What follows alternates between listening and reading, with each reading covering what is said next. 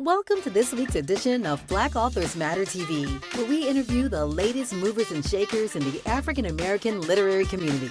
You'll meet some old friends, discover new ones, and stay abreast of the latest book developments around the country and even the world. So sit back and relax for the next 2 hours with Black Authors Matter TV co-hosts Gwen Richardson and Dr. Rhonda Lawson.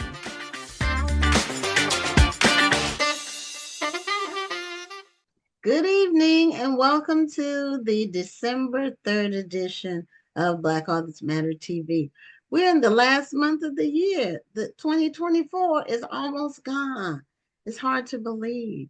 But anyway, we welcome you all to the show. I'm Gwen Richardson, your host for tonight, along with my co-host, who needs to unmute. Dr. Rhonda Lawson. Good evening, everyone. So we are still posting photos from this year's National Black Book Festival. If you all follow us on Facebook or Instagram, you've started to see the photos.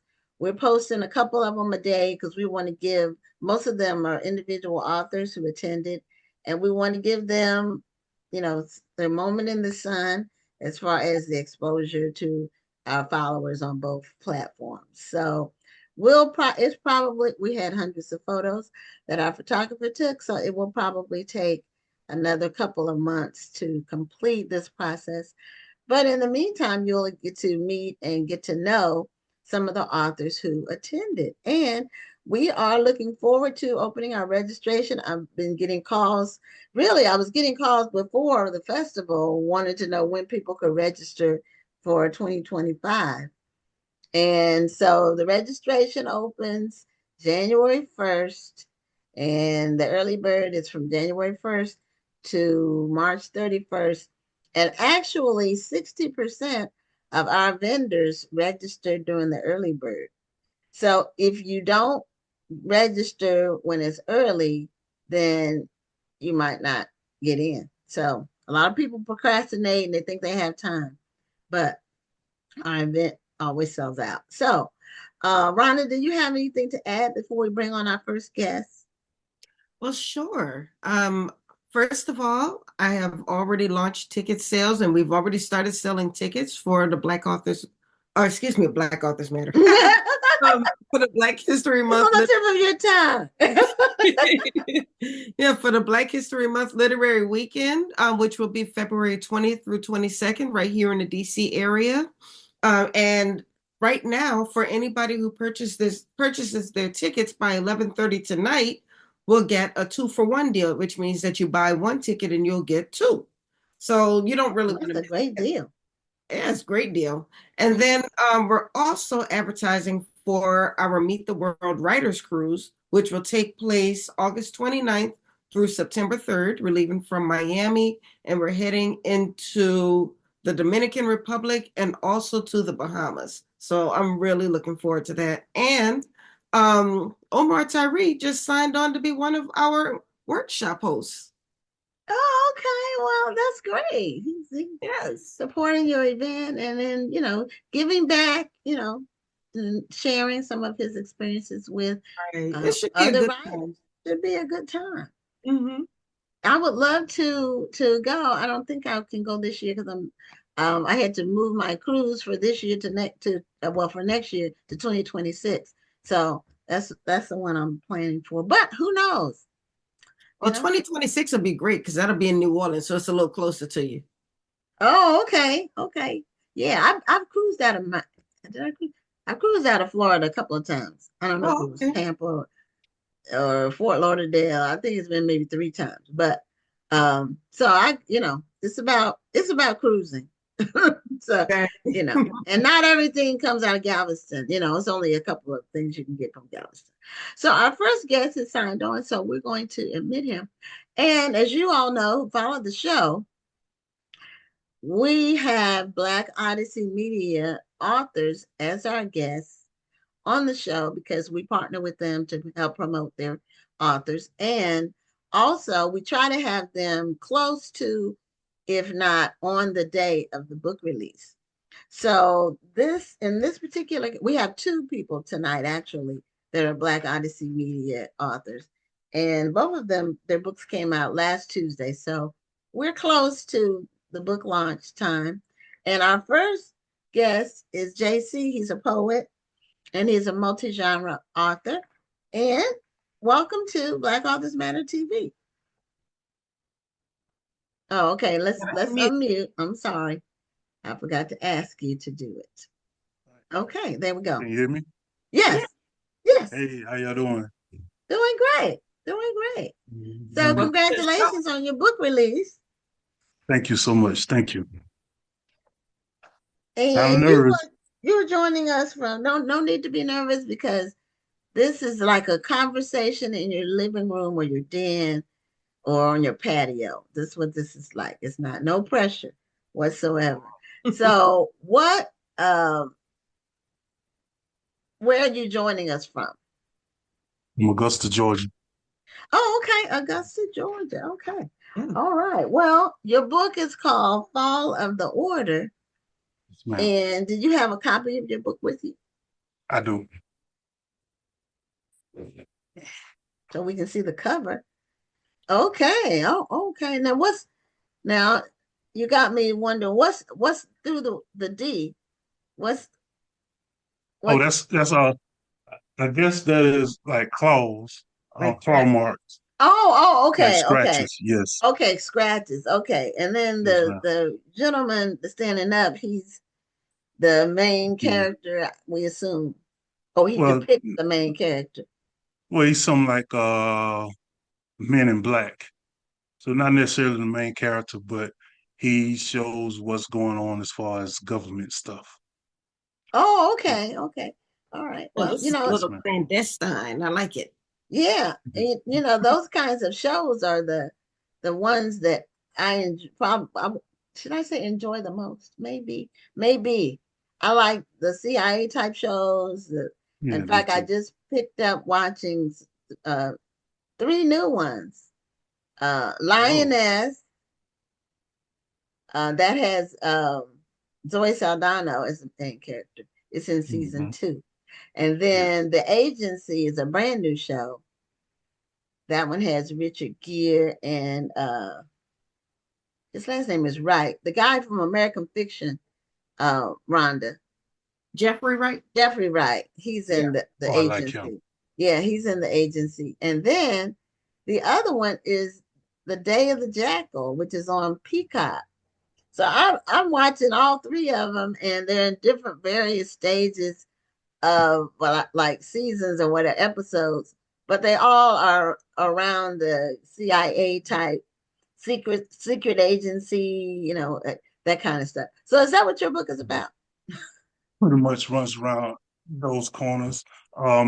It's basically a government organization that kind of rounds up a lot of supernatural, or you say super beings, or people that like have cursed, I guess features like, werewolves, vampires and stuff. And what they do is they gather them in this facility to research and to try to figure out how to use them as weapons.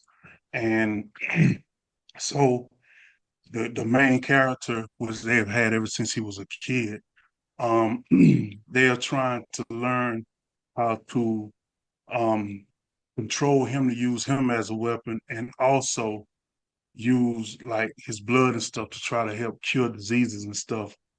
But the problem they're having is controlling him. And every time he gets mad, he gets worse. It's a love story. He has a love interest in the story as well. And things break loose when at one of the points where he get mad, and a lot of people just, if I could put it that way.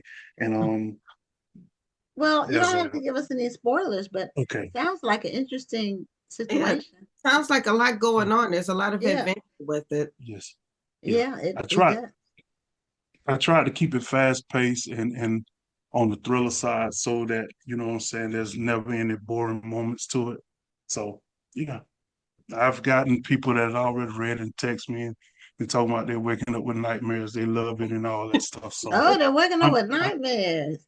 I did my Well, job. but that means it's good. That means, Oh, Yes, that means you ma'am. did a good job with description. Yes, ma'am. yeah. So where do you get your ideas and your inspiration?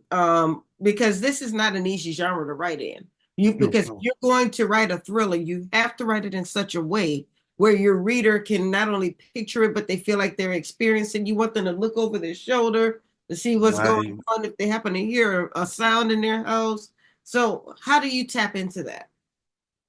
Well, I grew up with my great grandfather, and we always sat in front of the TV, and we always watched movies like Godzilla, King Kong, Frankenstein, Dracula. And I was that little kid that would sit on his lap or next to him, and we would watch those shows. And I always remember trying to draw those images for him, so to show him, to try to, get his approval and everything. And that Mhm. is just something that's been with me for a long time. And even when I started writing like 15, 20 years ago when we was doing, because I started off doing film scripts, where we did like little local shoots. And even though my first book is more of a street and hood book, it always been into me. So after writing, let's say I wrote 7 books dealing with everything from street to espionage to domestic violence.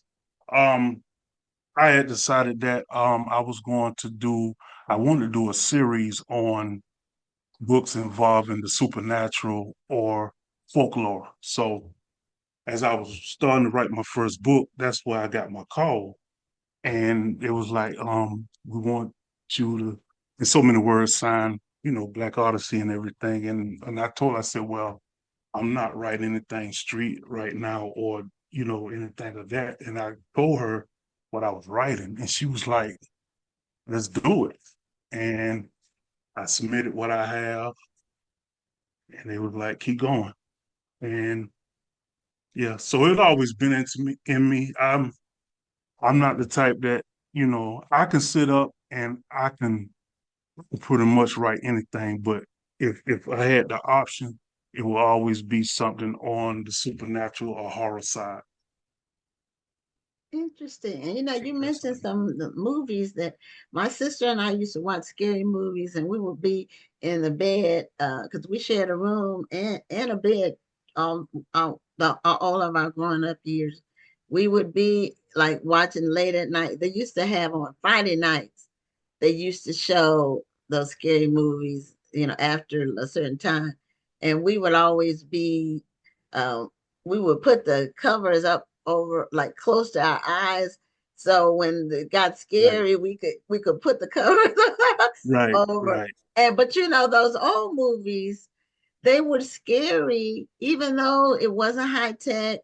But the music, it was the anticipation and the fact that it was really low tech, which we didn't know any difference at the time, but What's that that? was scarier than all of this blown up stuff that they do, because it was the scariness of the unknown, not knowing what was around the corner, and their music really drove the Yes, story. Yeah, The the scary music is what music. makes you jump. Yeah. yes, And then you would Sometimes it's not always, always on the yeah, screen. yeah, yeah. So the movies that you mentioned, we watched them, and we watched several Draculas, several different yeah, yeah. Draculas. Um, The movies back then, there wasn't a lot of like special effects like they have now, where right. you They have were they were low digital. tech. So Right. you had to basically you basically had to rely on the characters and the storyline itself. These days, everything is more like you have digital edits to put in, special effects, CG. And so, it's a little different now. I mean, it looks better, but it's almost Yeah. like when you comparing the development of the story. Back then, you had to rely more on the story content than the actual visual. Right. You did. You had to rely on the script and the characters and that Yeah, music. That's really all. The only tech you had was really music, because Right. they didn't do much camera work. Really, it was very basic. Yeah. But it was scary as all get out. I mean, we used to love to watch them. And then, when we would have to get up later on that night to go to the bathroom, you you're looking around, creeping, looking around the corner, not Yeah. knowing what's there. But my sister and I talk about that now. I mean, decades later, that we really loved watching them, even though they scared us. But we Yeah. really like what I don't like the new horror stuff. I don't even watch it because it's too graphic. It's too like Right. heads exploding, and it's too much. It's not Yeah. enough of an element of surprise, really. It's just more Right. gore. It's like just overwhelming with how gory it is. But it's all about what you saw that caught your attention as a young person, and then you kind of go from there with what you Mm. like, you know. Yes, Um, ma'am. but I like the what you said about wanting to expand beyond what you were doing before. Like not Yes, ma'am. you talked about not writing in just one genre. You told them when they contacted you that you weren't writing anything street, and they were Right. open to what you were Yes. doing. Yes. And that was the beauty of it. And even though I'm working on a sequel to this, if God's given and they continue to keep me on the roster, even the next book I have has nothing to do with horror at all. It's going in a complete different direction. And the scary part for me on that front is I don't know how that's going to affect my followers, the people that follow me and read my books, because they'll be looking for me, they'll fall in love with one type of genre that I write, but then I come out with something else totally, and then they'll be disappointed. That's the Well, only you'll just have scary sets. part about You'll it. just have sets of author. I mean, excuse me, sets of followers. There are going to be people who follow one genre that you write. There's going to be people who follow Mhm. another genre. And as long as you don't leave those people hanging, see that's the danger. Because if Right. you're going to be a multi-genre author, you can't just give them one book and tell them they need to be satisfied. You're going to Right. have to Okay. write multiple Okay. books in those genres because you're going to have to satiate all of those different audiences that you've built. Yes, So it's ma'am. not impossible, but it is a challenge. Yes, ma'am. I have so many ideas on stories, and so many that sometimes I like even this the last book, Follow the Order, I had to incorporate some ideas in as like background stories to help, help, complex the story. But I have so many ideas. So many ideas. It ain't funny. So how do you keep track of all of your ideas? Oh, they just stay in my head. Sometimes, like if an idea come across that I really know I want to invest in the future, I'll write it down. I write it down in a tablet and put it aside. And as more ideas come to my head, I'll go back in there and I'll write a little note under it. Because the thing about me, even though it's in my head, sometimes I can forget and I'd be like, oh, what was it that I was thinking that I really wanted to add? So if I don't write it down then, you know, it may come back later as I write, but if I write it down, then when I get ready to go back to that story, I have my note right there. I can say, okay, let me get started. So that's pretty much how it is. I even have a little note thing in my phone where if I'm out and about and an idea come, I just jot it down. But usually those ideas are more like ideas to add to a story that I already have thought about. So it's Mhm. just something to keep, I guess like a little outline of stuff that I want to remember. But Well, a as lot of far as authors this, use that note feature on the on your cell phone. I use it Mhm. for story ideas or concepts or characters or scenes, you know, Right. scenarios. So because you're right about that, an idea may come, or you might see somebody in your when you're out and about. Like for one character from my book, I saw somebody in the airport that I thought was a great look Right. for the character that I was creating. That's So it. Yeah. the description of the character I got from a person that I saw that looked like the character that I was writing. So, Some people do that, and I've seen some people take magazines and they kind of cut them up. And when they see a person, when they see somebody in a magazine or a book or something that looks like the character, Right. they'll cut that person out of the magazine and they'll make kind of almost like a lookbook. Right. Yes, or ma'am. like kind of like a sort of scrapbook in a way. Yeah, almost like a scrapbook. You But take that way when you get describe that character, you always have that picture to refer back to. I hadn't heard about people doing that. But it's all kinds of ways to develop stories and maintain stories and come up with ideas for I like books. to use a character profile. I like to actually write out my characters and I write out everything about them, their age, their weight, any habits they have.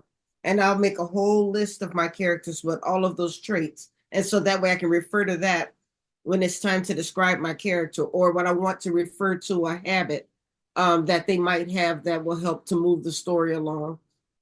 I put all of That's, that in that list and that helps me out. yeah, Now, I did just you stick started that. to that? I'm sorry. Did you stick to that? Like once you start writing? When I do it before I start writing, the characters are in my head now. So even if I don't look back at that list, there's because I've done that, they're in my head. But yeah, Okay. it helps me out if I need to refer to something like maybe I forgot something, maybe I forgot how old a character is, or I forgot what color their eyes are, or something like that. I can go back to it. It's a I've good st- Okay. and I, st- I keep them. st- yeah, I started doing that for this, right? I actually went online and found a PDF to download that I can keep up with those things that you were talking about. And I've had to actually go back and thinking of the same things you were saying with the color eyes, the height, the skin tone. I always had to, so it was helpful when I filled it out, I can go back and say, okay, yeah, she has light brown eyes. And I'm thinking all the time as I was writing it, I want to say dark brown. So it going back to those notes really helped. Yes. See, now for me, when I write fiction, which is not my well, I'm multi-genre too. So I got fiction, I got nonfiction, I got children's, I got self-help.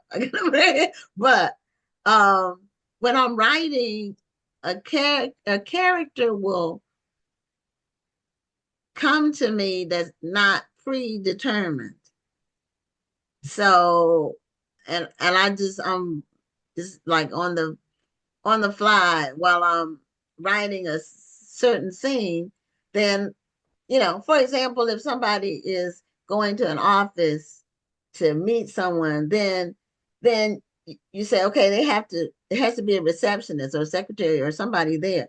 So then that's a character that I didn't even think about at first, but once I'm writing, then I have to think about, well, how does that person look? How do I want to describe it? And you can create some really comical. I try to make some of them a little comical. The descriptions, say she had a bad wig on, or, she's something, something like that to just make the reader laugh out loud, even though it's a novel. You do want to have a few laugh out loud moments in there, Yes, you definitely, know. definitely. Yeah, I try to use my dialogue for the laugh out moments, but every now and Okay. then I have a character do something that's just so over the top that it's just silly. You just have to laugh about it. But I definitely understand that.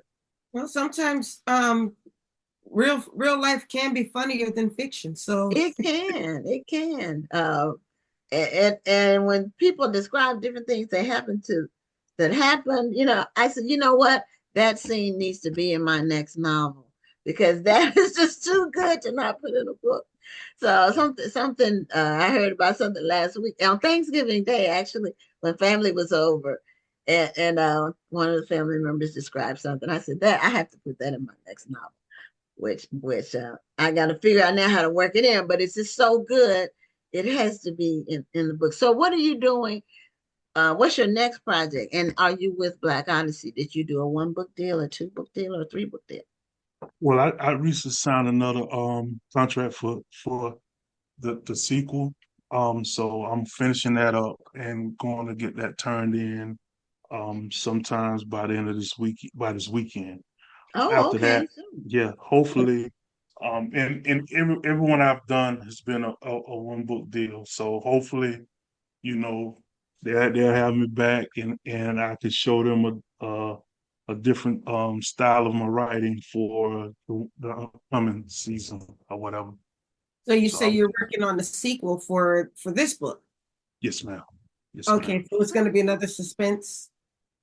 It's oh yeah, it's just a little more less gritty and a little more fast paced. It's going to involve a lot of it's a little more action driven, but still the same concept with the same I say creatures for the benefit of not giving too much away. Mhm. Creatures and bad guys and I don't write heroes. I always write anti-heroes. So and anti-heroes and their situations and stuff. But yeah, Well, I like a good complicated character. I don't hmm like yeah, characters. yeah, because yeah, I people are was complicated. yeah, yeah. So, It is. But I'm the, for the people that are have started reading and the feedback I've gotten from people, like I had a guy text me this morning telling me he cursing me out because he had nightmares about one of the creatures in there, and then he was like, "Man, I'm loving it," and and I just told him I appreciate it, and he said that he had a few more chapters to go, and then he'll hopefully he'll write me a good review. So uh, well, I, now I'm scared to read the book if it's gonna give me nightmares. I don't, I don't want to have any nightmares. But I think it's great that you're writing in the particular genre. The horror genre is a growing genre among Black writers.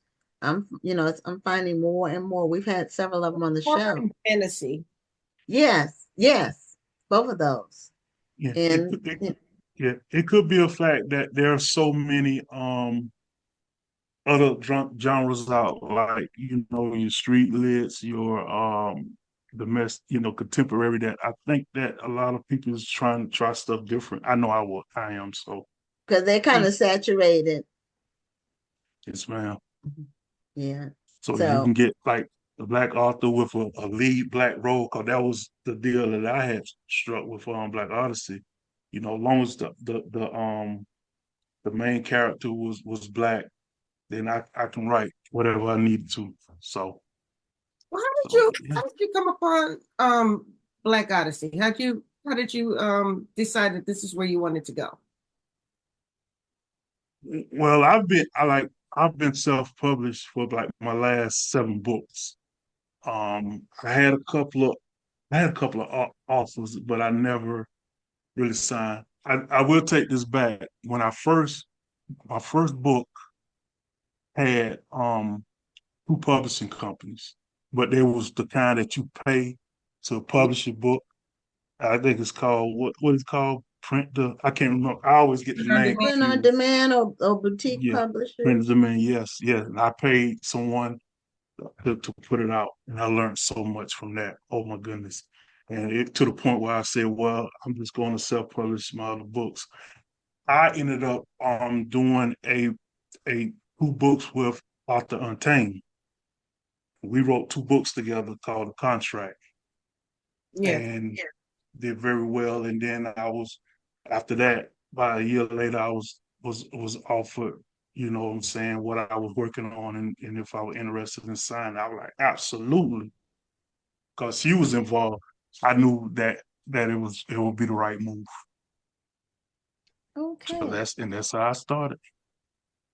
Okay. Well, Rhonda put your website in the chat so people can know how to get your books. And show us the cover one more time so people can see Fall of the Order.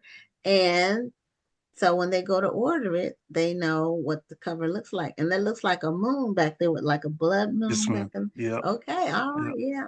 It looks great. yep. Okay, And for well, JC, congratulations on your book release. And we'll be looking for more from you in the future. I appreciate it. I enjoyed talking with y'all, and hopefully, y'all have me back soon. Oh, anytime, just say the word. Yes, ma'am. Thank you. Thank Okay. you. Have a Have a great wonderful day. night. All right, y'all be easy. Bye-bye. Bye Bye-bye. bye. Okay, so we are bringing on our next guest, and this guest actually was someone that I saw on Shark Tank, and they had a comic book company, and it was called Black Sands. And as I recall, because I didn't research it again once I knew that he was coming on the show.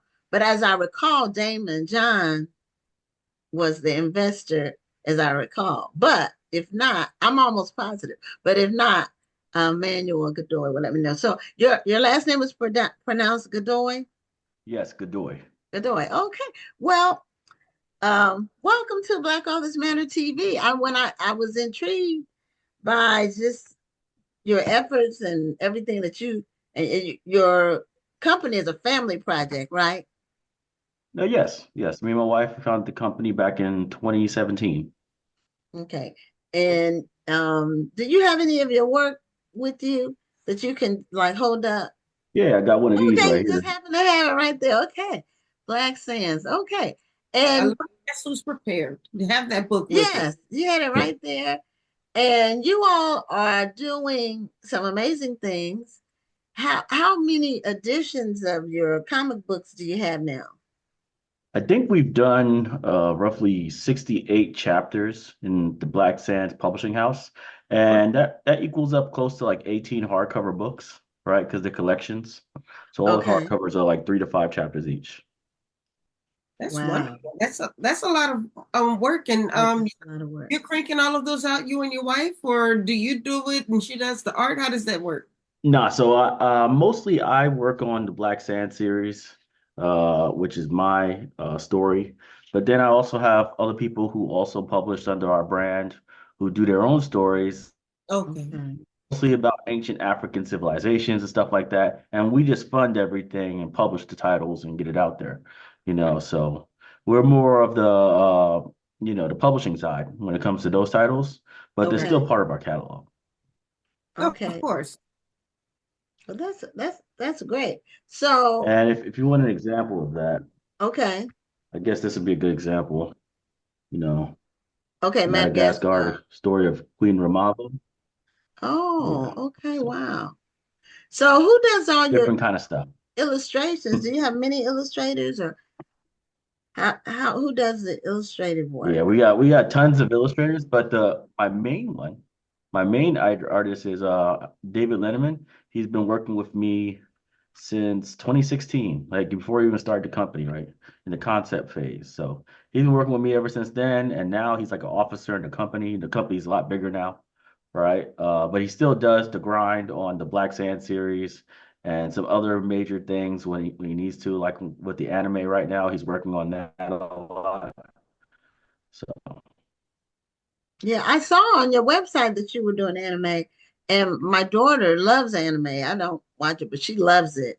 And I said that's an interesting direction to take the comics into. It's very popular. So, what made you tap into that? I think we got it. I think he's frozen. I think he's frozen. well, I And think the main thing for me, Yeah. Okay, go ahead. which Frozen, mine? yeah, you're frozen. Yeah, you're frozen. Your picture's frozen, but we can Am I still hear am you. I frozen? Yes. You want me to re-log in? I could always do that. If sure. Sometime if you keep going, it'll unfreeze. But if not, then we can Would you like me to opt to do re-log that. in? Yeah, if you want to log out and log right back in, we'll let you right back in.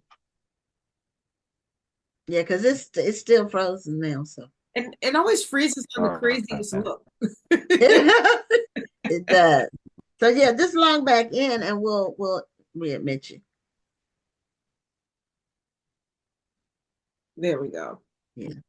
So but when I saw it on Shark Tank, I've been watching Shark Tank 10 years, I want to say at least. Yeah, I watch Shark Tank as well. I And don't watch it watch it every every week. time it comes on, but I record it. So Yeah, sometimes I I record it, so I watch it every episode.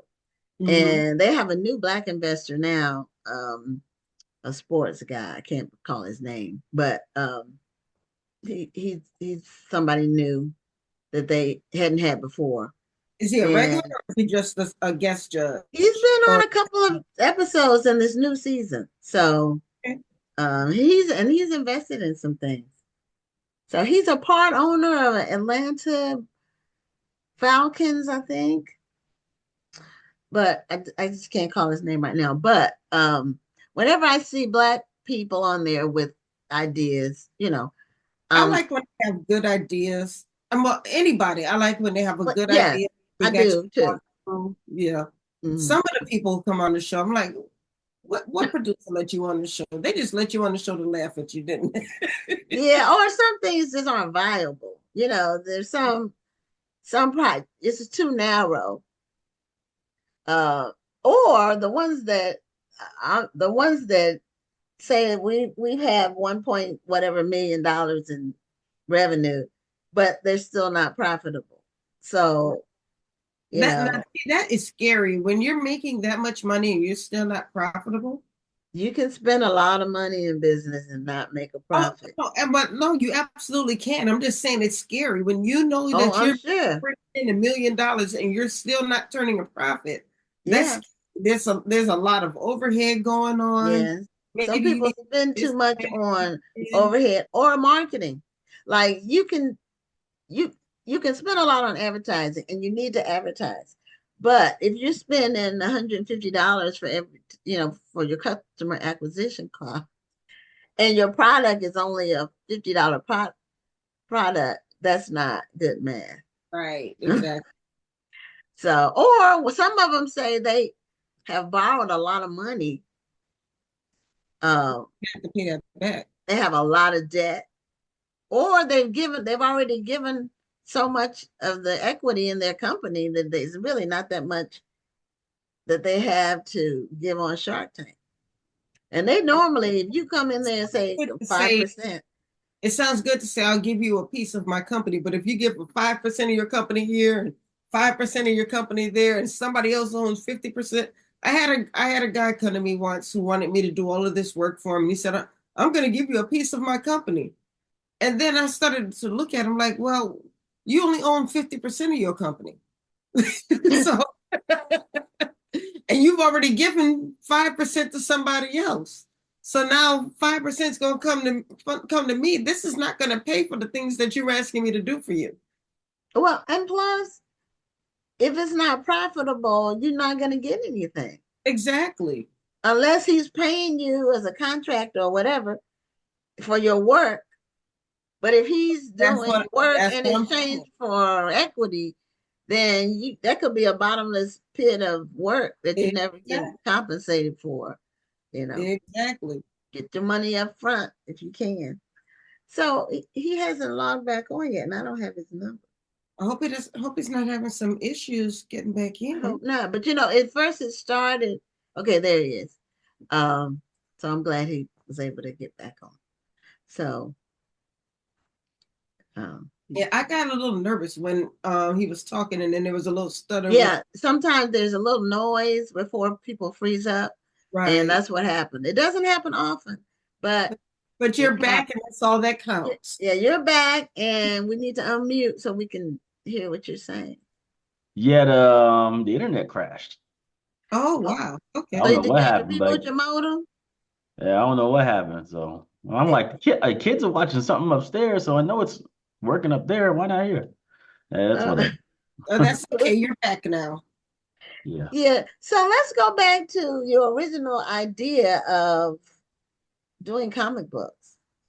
Yeah. Where did that come from? Comic books is really like an accident, really, because at first I wanted to make video games, right? About the same kind of story.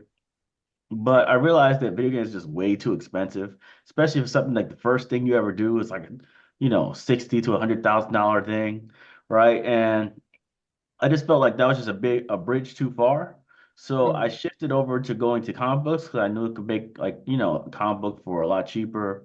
And once I did that, right, I went to Kickstarter to see if anybody else cared about my story, right? And I kind of learned from the video game creation experience who were my real fans, who was really supporting the idea versus who wasn't. So I started like marketing a certain way, right? I was more talking to like parents, right, about like the importance of history and history before slavery specifically, right? And how kids need to see themselves in the books they see, but not just superficially, in a modern setting, but in the antiquities, right? They can see themselves as greatness and stuff like that. And a lot of people agreed with that. So in 2017, we launched our first Kickstarter. We wanted to raise like $4,000. We ended up raising 20. Wow. And from there, we just kept going. Like it started becoming like a real thing. And it got crazy too. Like by 2020, we just went ballistic. That's awesome. I'll tell you, what a lot of people may not realize that the trick with Kickstarter, well, maybe not trick, but the thing about Kickstarter is that you need to set an attainable goal. Yeah. Because if you don't reach that goal, you won't get anything. Let's say your goal was $10,000 and you only raised eight. They're not going to give you that eight. You have to raise the $10,000. So the fact that you set your goal at 4,000 and were able to get 20, first of all, that's amazing. Second of all, what was it? Do you think that was resonating with people? How were you able to get those big numbers? I think it was mostly the messaging, right? So it's like you got to be able to, I was pretty decent on social media. I'd say I had like a decent following on Facebook, maybe 20, 30,000 followers or something like that. Instagram was just starting off, had like 5,000, 10,000 followers there, right? I think it was just like back then, organic reach was very good. Mhm. It's not like today, but back then Right, you could have a right. business page on Facebook and it would get, That, the Right. 1,000 shares, that's right? what I told people was when before Facebook forced you to pay, you could Yeah, build a real strong the audience. ancient times. Yeah. So I had a really good meme game back then. I used to always make pictures of Black Sands characters and then say like, 90% of the people who bought this comic, did it so their kids could see themselves in ancient history, yada yada yada, right? And those kind of vibes was something that people were clicking with and be like, oh yeah, I gotta get this for my kid, yada yada yada. So at the end of the day, I had a lot of people who were supporting who were never planning on ever reading a comic book in their life. Right? But Yeah. doing it specifically for the cause, right? Okay. And I believe that Black Sands Entertainment as itself is a edutainment company, right? Not a comic book company, but an Mhm. edutainment company. And the overwhelming amount of supporters are people who don't care about comic books, but care about Black Sands, right? They don't care at all about comic books. It's more Black Sands is more important. History is more important. Positive images of Black families is more important, right? And Yeah. that's kind of what we do. Okay. When I saw the Shark Tank episode, that seemed like what Damon was attracted to. No, yeah, yeah. It was actually Kevin Hart that was there that day. Oh, So it's Damon Kevin wasn't Hart. there. That's Yeah. right. That's right. See, it's only one black person at a time. So I had to try to remember which one it I know, was. right? Gotta have a quota. Can't No, it was have too Kevin many. Hart. Because Kevin Hart wasn't on that many episodes. He was only on for a short period of time. I've been watching Shark Tank. Yeah, actually, the way I learned about Shark Tank, my daughter was in high school in, I think, an accounting class, or it was one of her high school business classes. They watched Shark Tank. That was my first time hearing about it. So she's 28 now. So I think she Mhm. was 16. And I've been watching it ever since. So that's 12 years. I watch it all the time. It's really, really, I just like, I'm an entrepreneur at heart. And so I've been one all my adult life, pretty much. So people who are willing to risk it all, they come up with an idea and they have the passion and they put the work in and I just love to hear about the story. So Yeah, and I they, watch they got to because know the numbers too. I think Shark Tank, as far as like, if you want to get actual learning from Shark Tank, it's what you need to know about your yeah, company on a yeah, daily basis, right? It's like a yeah, lot of people don't know what's their profit margin or what the heck their net receipts were for the end of the year. He said, "Oh man, I made 800,000 this year. Great job, man." He's yeah. like, But you "And I owe lost. 300,000 to the bank." I'm like, wait a second, this is not a good look. You Right? lost money on every sale.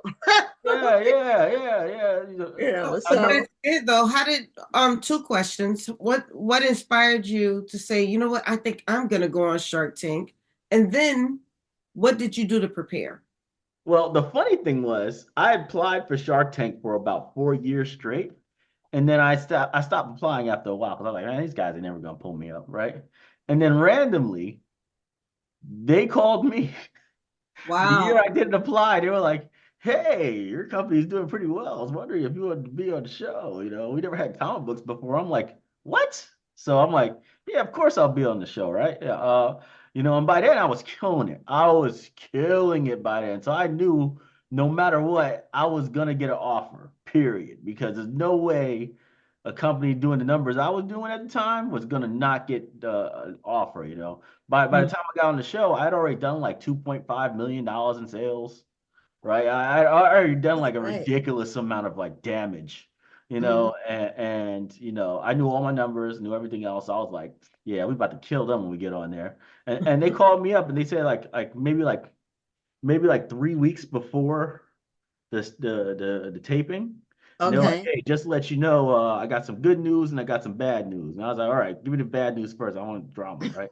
He said the bad news is Damon John ain't gonna be there that day. And I'm like, "Damn, man, that's probably the guy that's gonna be most resonated with the story, right?" So I'm like, "Oh." He said, "But I do have some good news." And he's like, "Okay, what's the good news?" He said, "Good news is Kevin Hart's gonna be there." I'm like, "Kevin Hart?"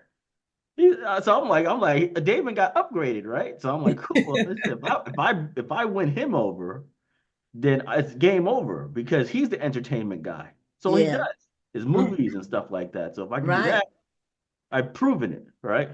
So we got the deal on the show, right? Hmm. Now we ended up not doing the deal at the end of the day because there's just so much control. I don't want to lose my power. I don't lose my ability to actually run my own company, right? Running on other people's time too sucks. So it's like they Mm. got a lot of things going on. You gotta wait and wait and wait, and And the eventually, whole point in being an entrepreneur is that you don't have to wait for somebody. yeah, you don't want to wait. You You can don't want just to wait. take So action yourself. Well, the good thing though is that being on the show gives you a lot of Yeah. exposure. Yeah. The yeah, exposure and is real. legitimacy. Nobody can Yes. argue that you're just some random comic book creator. You're like, Right. I'm Right. run a So a lot of multi-million dollar people, business. I think a lot of people go on the show not even wanting a deal because Yeah. what they present is so small as far as equity, Well, you know, but the some of the exposure have called people out on that, and they say you don't they even need have. a deal. Yeah, You're they just here have. for the exposure. Yeah, especially Mark Cuban is normally the one that says that.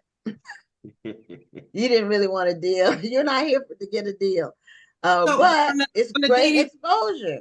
on the day that you went on the show, who do you feel was, because we only see about maybe 10 minutes of it, but from what I understand, these pitch sessions, you're in there for a couple hours sometimes. Yeah, yeah. So it was about a 40-minute session, right? And Okay. I would say Okay. Barbara was the only one who didn't throw an offer out there, right? But Okay. everybody else was throwing offers out there.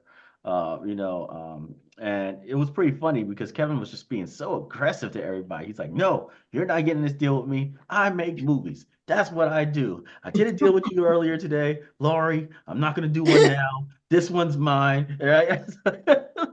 Laurie's like, "I just read through every single page of this book, and I think women in America will love this, no matter who they are. This is a great thing to do together. You're not getting this deal, Laurie. I already had one with you. It's my deal. I make movies. I do this. And I try to be a jerk about anything, but I make movies. That's what I do." I'm like, Kevin, man. Yeah, Like I he Like, want. was calm down, aggressive, but let her he talk. was he was only on there for like maybe 4 or 5 episodes. Yeah, he's He only was, two episodes. You know, the special guests they show up only like twice or something. But oh, okay. I knew it was a limited number because Damon is the resident black investor. Uh, but But he's then, the original. He was on the show since yeah, the he beginning. was from since the beginning. But they've had, um, they have that new guy that's the part owner of the Falcons, Atlanta uh, Falcons. I don't remember his name, but he's a new guy that they have on this season. That Mhm. he's been on a few episodes, and it seems like they've had somebody else black on too, but I can't. I've been watching it for 12 years, and I don't think I miss any episode because I record it, and so Yeah. if I'm not, I just watch it later on. Yeah, And I just go one ahead. thing is like when it came like the Shark Tank deal fell through, right? Because it wasn't moving fast enough. But eventually I got a new deal with Carl Reed, who just left Limeforge. He was the president of Limeforge Animation for the entire time it was created. He was a co-founder of that. And when he left, he only left because he was sick of doing these huge big budget movies that take like 3 or 4 years, $80 million for like Transformers or something. And it's like you're not gonna make any money on this. It's a project made for vanity's sake to say you made a Transformer movie. And he's like, it just don't make any sense. We got a lot of pitches that come to us all the time that we think will be banger movies that we could do for like 5 million.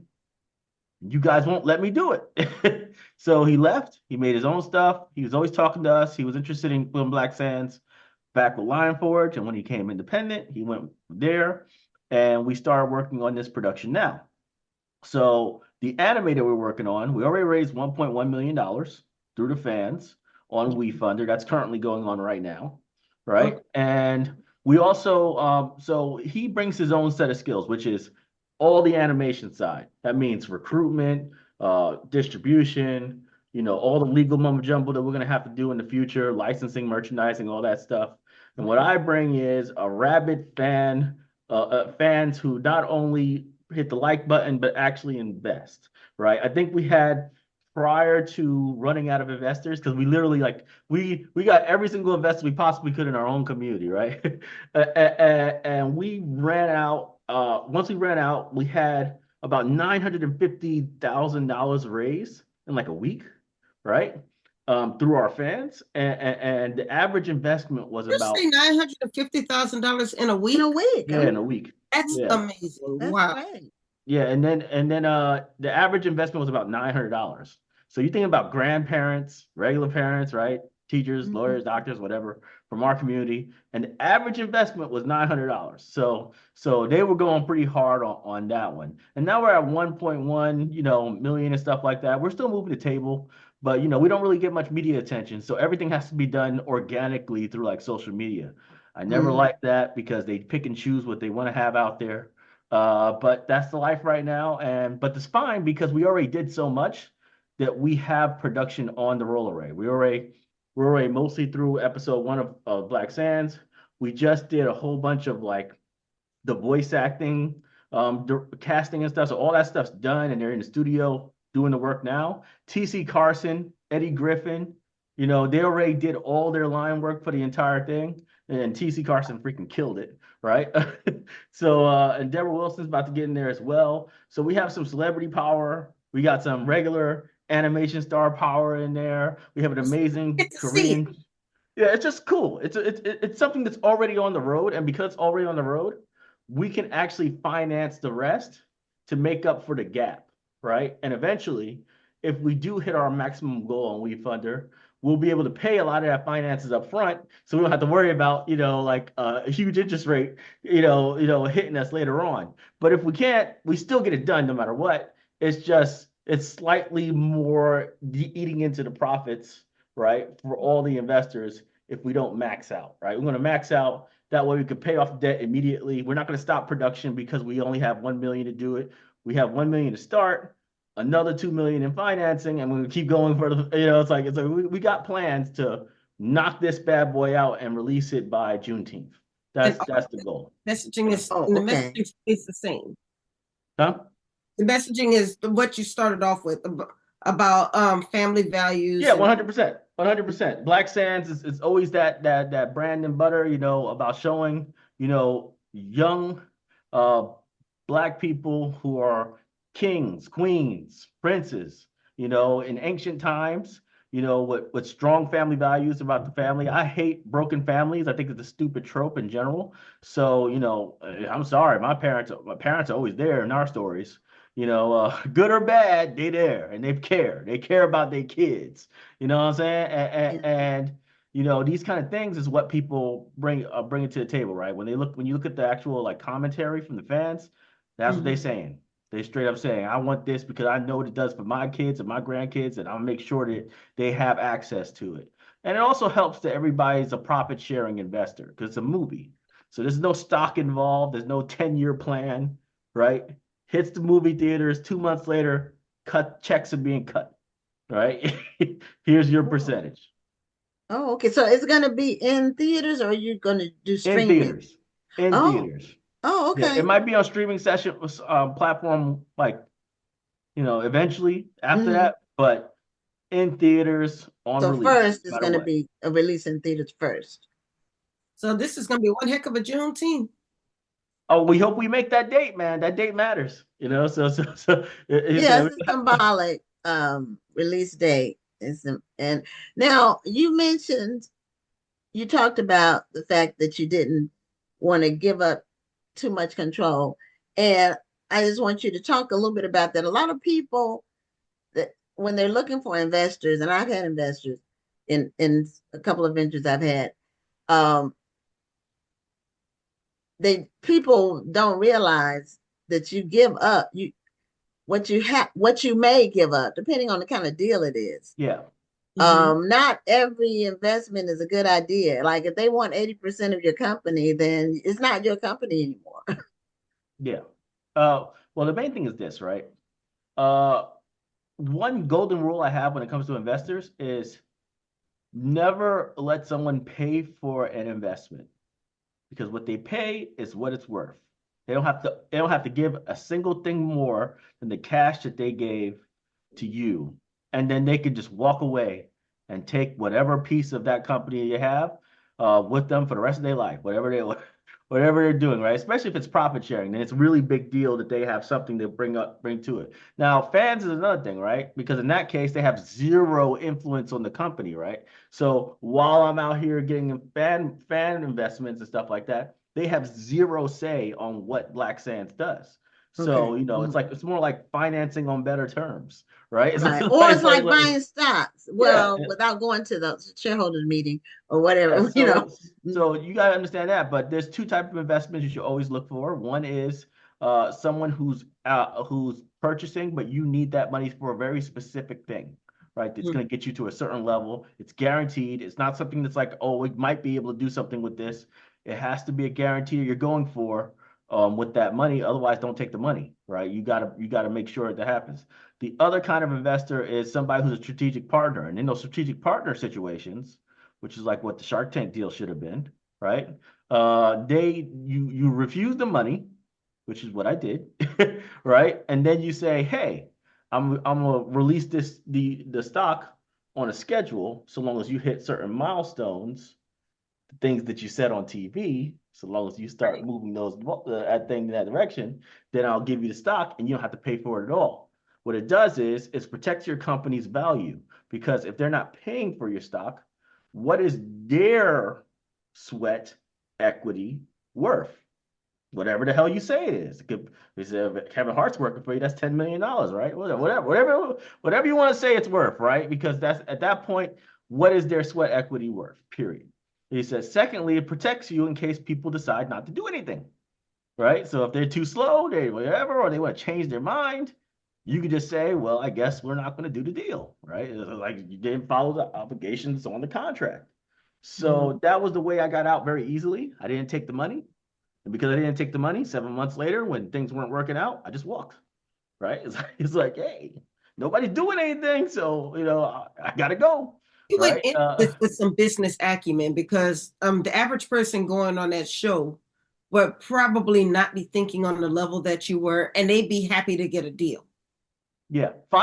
Remember, there was like 500,000 for 30%. If I took that deal I've massively devalued my company, regardless of how valuable they are. It's still massive devaluation from the $10 million valuation I already had. right? Mhm. So it would hurt the current investors. And secondly, if they gave me that 500K, right, then they don't have to do anything. They could say they're gonna do this to any other, but no, Right. they Right. paid $500,000 for that 30%. Right. Right. There was nothing else attached. You Yeah. A lot know, of so times they'll say on there, well, you need us because we have all these, we're gonna work for you and all this. And when you invest in 40 deals, I'm just using 40 as a number. There's only so much of you that there is there's only that so you much of you, right? so There's only so much of you. yeah. So, um but I heard recently that Mark Cuban said he was in the net negative on his investments. That was in the news, in the business It news happens sometimes. You take a lot of on bets. If something right, doesn't hit it out the park, most of the time you're looking for one that's going to hit out the park, right. right? Everybody else is a loss, but if you lose 300,000 here, 400,000 here, but Yeah. and you do that, and you lost 20 million across like 40 companies, and then you have one company that somehow got to like 800 million, right? And now your split is like 120 million. Like, hey, okay, I made it. Right. Yeah. So, and it's Well, fun. I think they this do it for fun. I don't think they even do it it's just like, it's just fun to be a part of the cogs and wheels of new stuff, you know. yeah, and when you're a billionaire, you gotta do something for fun. So anyway, Emmanuel, we're at the end of our time. This has been very educational. I'm so excited about your success. Show your comic book one more time, just so people can see the work, and they can go on your website or is it Yeah, in? blacksands.com. So Okay, blacksands.com, blacksands.com. they can Okay, get the books and they can click the link under the investment button to actually go to the We Funder campaign and become one of the 1,200 investors that we have so far. So Wonderful. Well, okay. we did put your website in the chat so everybody can go out and support this comic book and support you because you Support guys Black Sands. Did amazing work. Thanks so thank much you. for being on the show. See you later. have a great one. Okay. Good night. So that was interesting and different because we hadn't had someone that had been on Shark Tank and investors, in the movie theaters yet. We've had some movie makers, Yeah, but most of them we've had several, but they mostly were streaming. So that's exciting. I might go on there and put $25 in it, whatever. So anyway, I think it's great that it's like an open investment, mhm. so anybody can do it if they support the work. So we said we were going to have two authors from Black Odyssey Media on the show tonight. And this is our second one for tonight, Aries Skye. And she's been on the show before. In fact, see, she has on her Black Authors Matter t-shirt. So Yay. yay. So she's back with another book and she writes about Black love. That's her niche and her passion. And welcome back, Aries Skye, to Black Authors Matter TV. Hello, hello. It's good to be back. Thank you guys for having me. Thank you for Yeah, being here. thanks for coming Thank back. And you. I didn't realize that the reason why your name is Aries Skye is because you're an Aries. I don't know if I picked that up on the Yes. last time. Did you, Rhonda? Did you know that? Am I just slow? I missed it the first I time. mean, I never thought about it. But at the same time, when It I see makes Aries, sense. I was like, oh, they must be an Aries. I just didn't think that. I thought that was a given. I would have been surprised if you had said you weren't an Aries. Yes, I'm an Aries. I'm I an didn't Aries. really think about it. I just thought that was a name you picked, but Yeah. No, it was personal to it was me. okay. Aries was, and the sky was because one of my catchphrases is I say the sky is limitless. So that's Okay. Mhm. what, I said, well, the sky is limitless. I put that together, Aries sky. It's the And okay. and I always say in the E on the end, the sky is for the blackness. Okay. Well, now have you ever written under another name, or is this the only name you've ever written under? I do. I do write under another name. Okay. Yes. It's That's not. kind of cool. It's not a secret. I'll tell you. I don't. I say it if it's brought up. But yeah, it's not too hard to find me. I'll talk about it sometimes. But I also write under Untamed. Oh, Arthur Untamed. Yes. Oh, Yeah, okay. we heard that All name right. We earlier. heard that name earlier from JC. Yes. But we had heard it before, so from somebody else. I think they were with Black Odyssey. And so, Yeah. okay. And Tyson and I wrote Soldiers of Love together. So That's what it is. That's what it is. Okay. So I said, this untamed person is making some moves. she is. She moved on over to Aries Skye. So you have your new book that came out last Tuesday, Yes. and it's called Love on the Rebound. Yes. And your other book was Love on, what is the fifth floor or the eighth floor or the elevator? On the ninth floor. Ninth floor. I just was going from memory. She said she was on somebody's floor. I was going from memory. I knew it was love, and I remember it being on a floor, a numbered floor, but I didn't remember which floor it was. Okay, so Love on the Rebound is the new book, and is this like a series? It's a standalone series. So what I say is you can actually read, like if you pick up each book, you wouldn't have to read the other book in order to like understand what's going on in this one. But it also serves for you to get the full scope, So it's like if you do read Love on the Ninth Floor, then you get, to see how Nisi and Kanan met, because in Love on the Rebound, they actually get married in this story. So their wedding scene actually is displayed. But you don't miss anything because you know that they're a couple. This is actually focused on her middle sister, which is Angela and Kinston, which is unique because Angela is Nisi's older sister and Kinston is Kanan's older brother. So you still see the old, like the people from Love on the Ninth Floor, but it's just centered around Angela and Kinston. Oh, okay, okay. That's good. So you said you write about Black love, and that's just what makes you get up in the morning, so to speak. Yeah. Um, Yes. so and you've been writing about that for how many years? So I would say that's really where I started. I started out writing about Black love, and kind of when I published, I ventured into urban fiction, which is still a bit of Black love, just more, urban, uh, more a little street stuff, more, little things like that. But to focus on the romance part of it, I really picked that up with Aries Skye. I wanted to get back to that, as the young kids could say, as my daughter said, I wanted to get back to my soft girl era, to my soft woman era, and be more romantic and talk about that. I have been married to my beautiful husband for 24 years, and I'm just in a space now where I'm like, you know what, this needs to be talked about and celebrated. Right. Yeah, I agree. We need to see more of it, not Yeah. and not tragic circumstances, outcomes. Right. I don't like to watch tragic movies and shows. I don't mind a little tragedy, but I don't like it's like a trope, you know. Right. No, You know, I get it. I get it. I said, as I get older, I've been through enough trauma and drama in my life. I want to see goodness and yeah. happiness and Yeah. all of those things.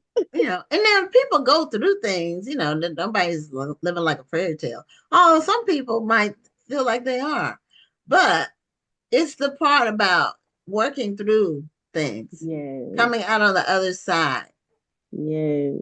with victory, being triumphant, making a Yes. move, moving on, just, not wallowing in whatever happened, it happened, just moving on and being alive to move on.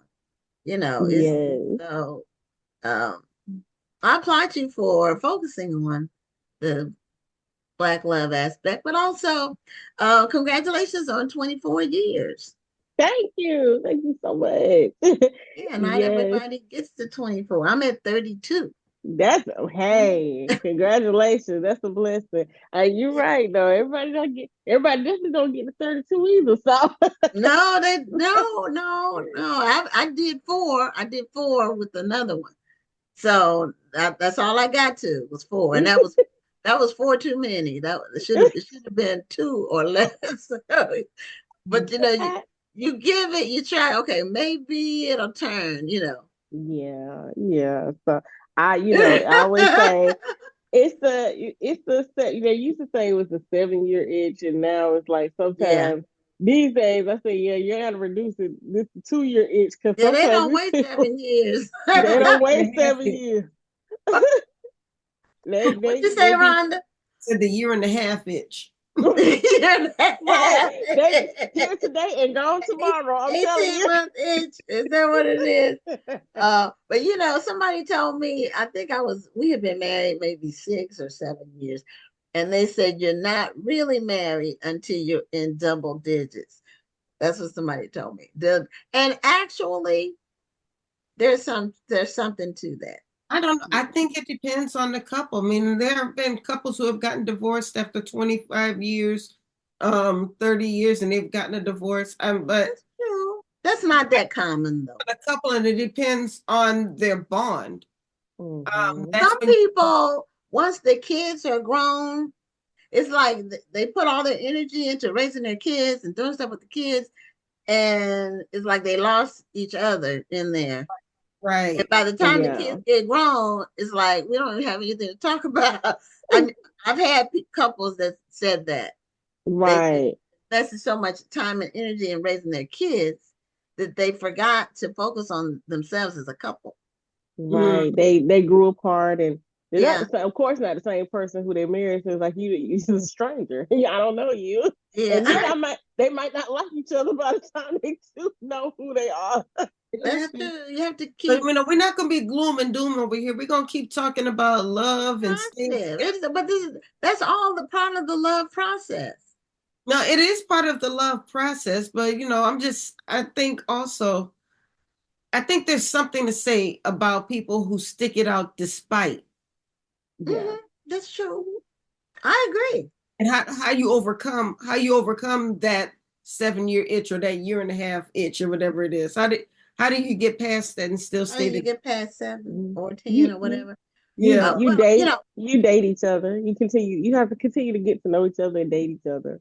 That's a huge part of it. Like, and you have to make each other accountable for that, because there are times when I'm like, hey, babe, let's go do this, let's go do that. And then a lot of times when I get, because as a writer, sometimes we kind of get focused on our stories, and he's like, "Hey, okay, can you like call it quits for a couple hours and let's go hit this concert or let's go, out to dinner?" And I'm like, "Yeah, cool." Mhm. So I think the compromise between the yeah, husband and the wife of always kind of being that accountable partner to say, "Let's pull it back in," let's go do our thing is what keeps you Right. going. you have to be flexible. Yeah, In our case, we were in business together, like from day one, really before day one. So yeah. we did everything together. We were together all day, every day, till my husband retired. Awesome. So that was 25 years. We were together every day, every day. And people ask me, how do you do that? How do you work with somebody all day and then go home to them? And it seems like you get tired of them. But you have to like the person that you're married to. Mhm. Yes, Not just yes. love the person. You have to You like have the to person. like them. You do have to That like seems them. like it would be something that would be considered, automatic. But you can't take that for granted. No, you have to actually like the person's personality.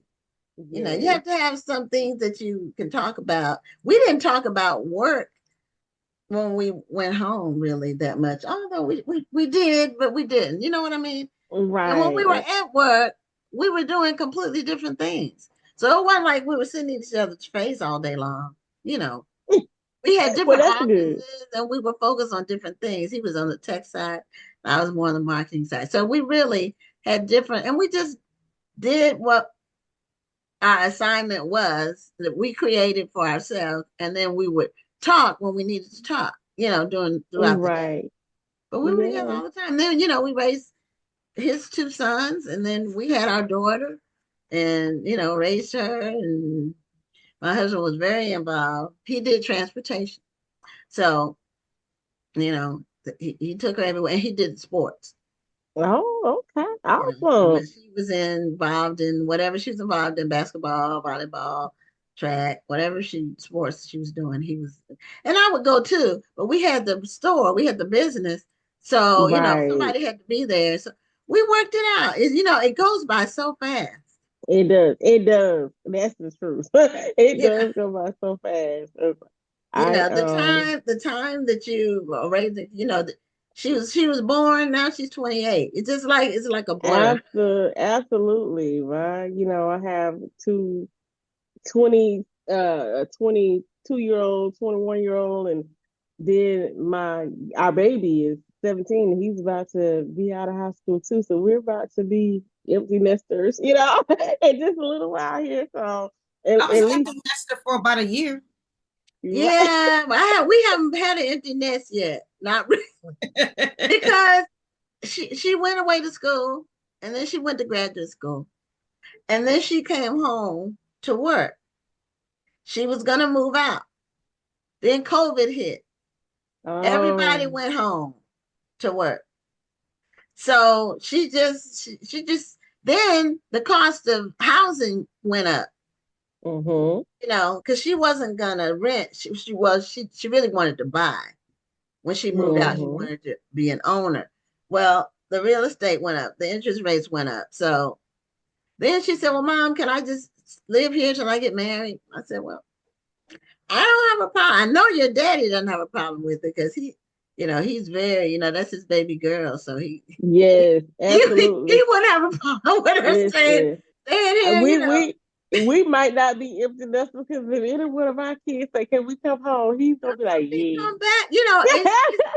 It costs so much to live now. Yeah. Yes. It's not like it was when I got out of school. It cost, Right. but you could afford to do stuff. Now it's just so expensive, It's and even if you expensive. make a good salary, it's Expensive. It's expensive. It really is. so when you talk about Black love, now I'm gonna ask you, when you write your stories, do you have your husband in mind when you're writing some of your scenes? I'm sure you probably do sometimes. So actually, I try to not but think about him when I write the scene. And this is because I'm so immersed into who those characters are.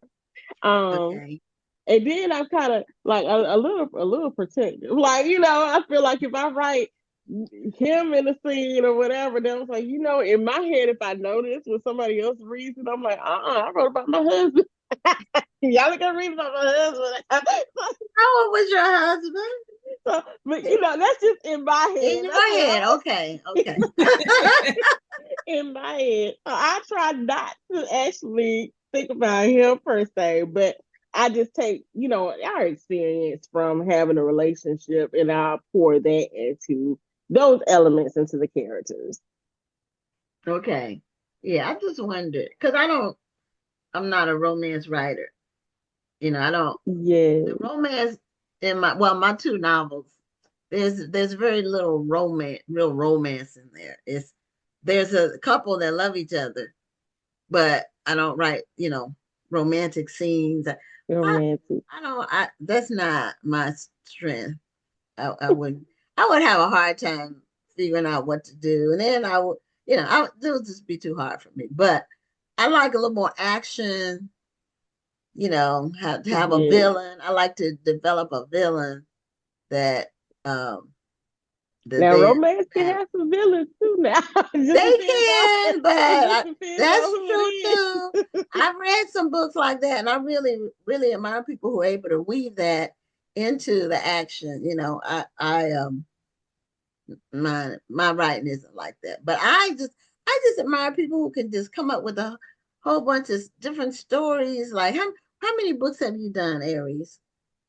So, as Aries, I've only published two. I'm working on a couple of more. I have the third book, of course, too, which is the third sister, which is Aquila as well. So it'll be three of the whole Love on series. So it'll be Love on the Ninth Floor, Love on the Rebound, and Aquila's story is Love on Board. So Oh, that would okay. be all three sisters. Is that a cruise? A love on board? Yes, they actually Okay. go on a cruise. They already know each other, but they kind of connect on this singles cruise. Okay. So that's what happens on Love on Board for her. So that is one thing I love is that I love all the babies, but even as a writer, writing the stories, like for me, Angela and Kinson's story was so elevated. And then now that I've done Akila's story, it is like each one for me just got better and better. So I can't wait until that one comes out, of course. But yes, Love on Board. I've been telling the readers like I love them down because Angela, she was in a very long relationship in an engagement with a childhood love. And this is why I said villains can be in there because he turned into a villain for her. It was a horrendous breakup that she went through with him. And the readers get sucked into bits and pieces of that from the very start, from the prologue. So they see how that impacted her. And Kirsten is here. He's actually, he was in the first book and he's been after her since Love on the Ninth Floor. And so in Love on the Rebound, he's still there, still pursuing her, and she has major reservations. But he's such a man. Like he is loving her through every bit of her trauma. And I love that. And that's what everybody is connecting with. They're like the way he just was so persistent and loved her through these situations. Kind of love It's that we need amazing. reading about. I love that. Mm-hmm. We do. Yes. We do. Yes, Do you have a he copy is. of Love on the Rebound? I meant to ask you that. I do have It a was good. copy of I want to see how now some of the colors are kind of it. similar to Love on the is it the ninth floor? Was it Yes. the eighth floor? Love on the Ninth Floor. Ninth They floor. are Okay, kind okay, of okay. similar. The Yes. colors are kind of similar. Yes. Okay, and So then they did the thing with the word rebound to make it yes. like To it's make reverberating like that. yes. I Okay. loved it. The cover designer did such a great job on it. It's interconnected. All of them have kind of like a similar color scheme behind it, but Mm-hmm. still unique to each of them. So it's like the hues of purples and pinks and blues are there. So I I catch them. love it. Thank Mm-hmm. you so much. And I had a pleasure on this one actually for this cover. I had a custom photo shoot that was done with the model. The model actually she did a commercial for another company, but I knew the owner of that company and they used one of my books in the commercial and she was the one that was holding my book. And I was like, I'm gonna work with you one day. And so I said, I have the perfect idea. I have Love on the Rebound. You actually fit the model for the character. Would you do it? And she was like, so Oh.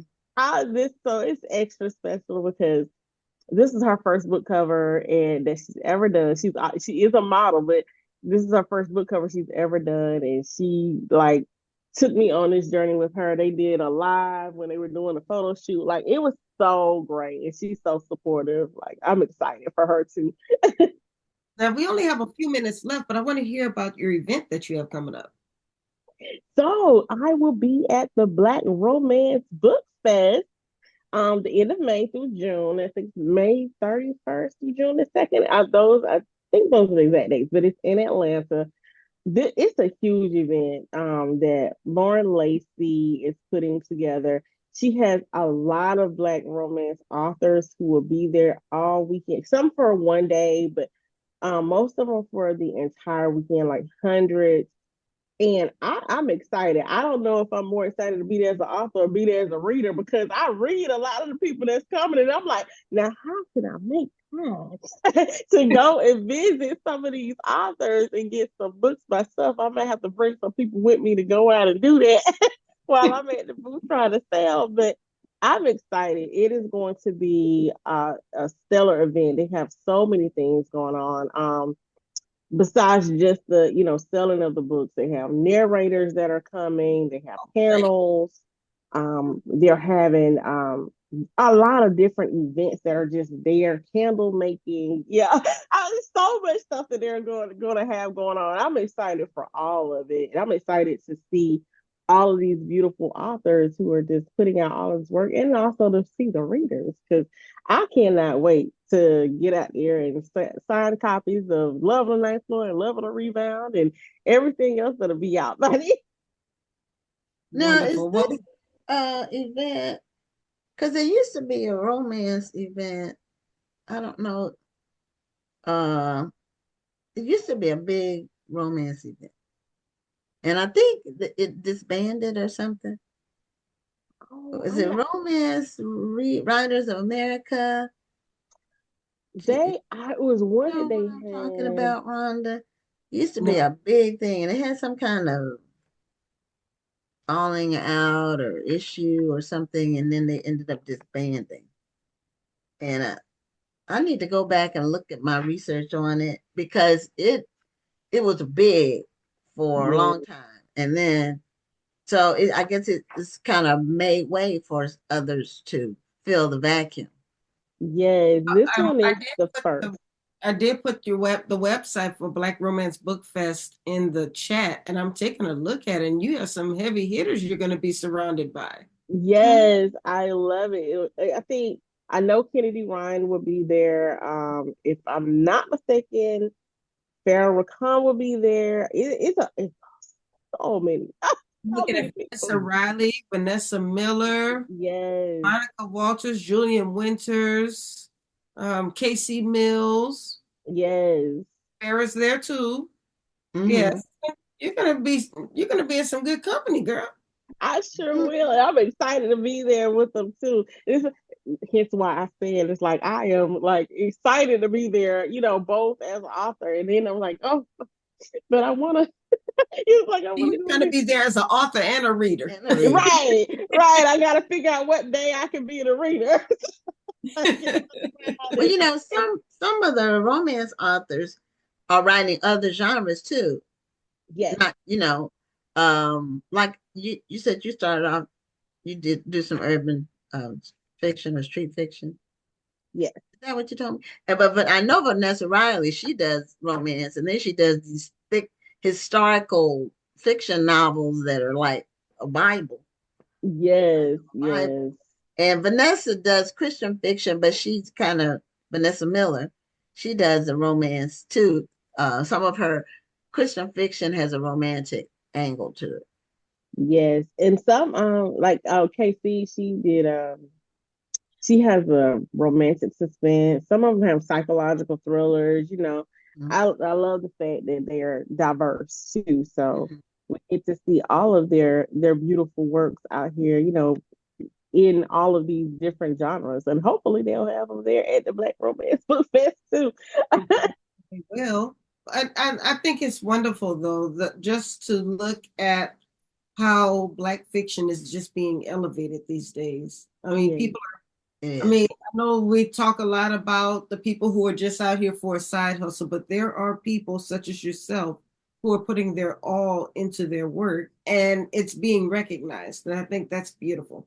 Yes, I love it. And I love that, we're all getting recognized. And I love that we're also recognizing ourselves too, you know, because Yes. sometimes we don't, get that. But this is like events like the Black Romance Fest, it is just, it's beautiful to see us being celebrated in this light and in this capacity to where, you have so just a gamut of authors who Yeah. are all out here and really working and really creating these passionate works, and you get to see it on display. And I think that's another reason why I'm just in love with this event already, like just because of that. And I haven't even gotten there, but it is, I will say thus far it has been very well organized. I am so impressed, by this being the first one. Mhm. Yes, that's amazing. Yeah, we'll have to see about getting the organizer on the show so she can tell us, more details about what's going to be going on that weekend. Yes, And this in yes. what month is it? It starts the last day in May and then it goes through June the 2nd. Okay. All right.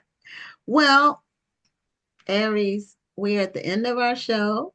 And if you can show your book cover one more time. So, Love on the Absolutely. Rebound, just released. And we're excited for you in the second book in the series and looking forward to the third book, which will be out in roughly a year or so. Normally, that's how those things. Yes, roughly a year. So I Yeah. cannot wait. I'm excited to get all of the sisters out here.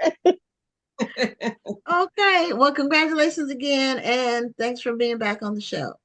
Thank you so much for having me. Thank you Thank for you. being here. Have a great night. You too. You guys have a great night. You too. Okay. Well, for those who missed the top of the show, in terms of the National Black Book Festival that we had this year, we've been posting photos on our Facebook and Instagram pages, and we will continue to do so. We have a lot of photos. We're still going through them. When you have raw photo footage, you have to match up the name with the person, Right. and it, It's it hard it's sometimes. hard. It can be hard Especially in because this day and age, everybody changes their hair. well, and we had over 100 authors, so some of them weren't wearing their badges, or you had to look at the book. So it's it takes some hours to do, but we will be posting them daily between now and when we're done. It's going to be a couple more months before we're completely finished, so you all get a chance to see each. Every day we'll be posting new pictures. So we're at the final interview for tonight, and it is, he goes by G. Douglas Davis the fourth, but his name is coming up as Douglas Holliday. And he's a poet and an author. And he won, when we did the Black Authors Matter TV Awards, he won in 2022 in the biography category. So, and I see he's turned some lights on his face, so he's not He sitting was there too in the big to dark. hug me during the And we interview. need we need a light. We need the light back on so we can see you. And there you go. So, Douglas, welcome back to Black Authors Matter TV. And you need to All turn right. off the whatever I device you need to I have. need to turn one of these off, right? Yes, you need to turn the sound off on whatever device you have. And you need to turn off whatever device you have. Okay, so do you have it off now? Okay. Can you hear me? Yeah, I could hear you before, but I could also hear myself with the six Okay. second delay. Yeah, I had two screens on because I'm glad you guys told us to log in early because Yes. as it turned out, I had to do a update. Oh, a Zoom So update? I was afraid that the update was not going to be in time. It was dragging. Yeah. And so Zoom is was I'm it a just happy Zoom that everything update? worked out. Was it a Zoom update? Yeah, it was a Zoom meeting update and I didn't Okay, expect it. yeah. I didn't expect that. Yeah, they do that all the time. And it doesn't take that long, but I log on normally. I'm logged on 20 minutes before, just in Okay. case Yeah. I just wasn't anticipating to work all that out. an update. Yeah. But anyway, welcome back to the show. Thank you. Yeah. I want to somewhat apologize for my first interview with you guys 2 years ago. It just did not work out well, only because I'm an idiot. I had my earphones on, and I'm spoiled by my earphones. And as it turns out, if I have my earphones in, you guys don't hear me or I don't hear you. So it just got discombobulated. Well, you're not alone. We have tech problems every now and then with um the guests, and usually it's because they're not on Zoom often. Yeah, exactly. Exactly. And I'm so, not, I'm retired and all that good stuff. I no longer have to do Zoom meetings. And I think I did maybe one, and that was with my health professional one time only this year. So I don't do these a lot. yeah, and Mhm. this is different from like, uh just talking to people because you're on camera and it's being broadcast, it's live stream. And we have a lot of viewers, and then it's also it stays, we boost the show for 10 days after. So normally, at least 5 6,000 views of every episode, and sometimes 10,000, just depends on the episode. So a lot of Exactly. people see it, so it's different from just like a Zoom meeting like that you might have Hmm. with your at work or whatever. So, and some people turn the cameras off on those. Anyway, um, you have right. What I couldn't find on my computer or my laptop that I'm using is the filter button, so that I could be so that I could look better. You guys are just stuck with what you got on your end. Oh well, That's the way I approach this. you look fine. You look fine. So you perform poetry live. You do. Yeah, I do. Years ago, I used to do a lot of open mics, but now that I'm aging out, I'm no longer interested in that, doing too much of that. It involves standing around reading, waiting for other people to read, and not being just, patient enough to want to get through that. So I don't do too much of the open mic part of my art form, if you will, because that's what the art to be a poet, you almost have to be engaged in open mics. And I just don't do quite as much of that as I did when I was younger. Okay. You know? Yeah, it generally is for what is millennials or whatever the Yeah, yeah. People who are getting up there today Gen are doing a Z, lot of the X or whichever. freestyle or you Oh, know, okay. other types of styles of writing that. And when they're reading from their phones, see, my attitude is now that when I see these kids reading from their phones, they're not really doing open mic. That's just my attitude about it. It's a different kind of atmosphere when you standing there reading from your phone. I guess in 10, Really 15 different when years. you're actually saying it from your head. I like going to open mics, and I love when the spoken word artist gets up and they just spit. We're not reading anything, just going right from the top of the head. It's like they were a lot more passionate with it. I think they Exactly, exactly. So we're not, excuse me, we're not seeing a lot of that anymore. We're just seeing some of what we already said is a lot of people just getting up there, kind of reading from their phones and walking off. And it's no longer the same kind of environment when I was younger. So Hmm, um, that um, that influenced my attitude toward open mic. that's Um, interesting. We mhm. used to do a poetry slam at the National Black Book Festival. Okay. I don't know if Rhonda, you were coming when we did the poetry no, slam. I don't think so. I want to say it was like year 3 to maybe year 11. This is year 18 coming up. Mhm. So um, we had a competition, and we would have judges, and they would give it a score, and then it was a cash prize.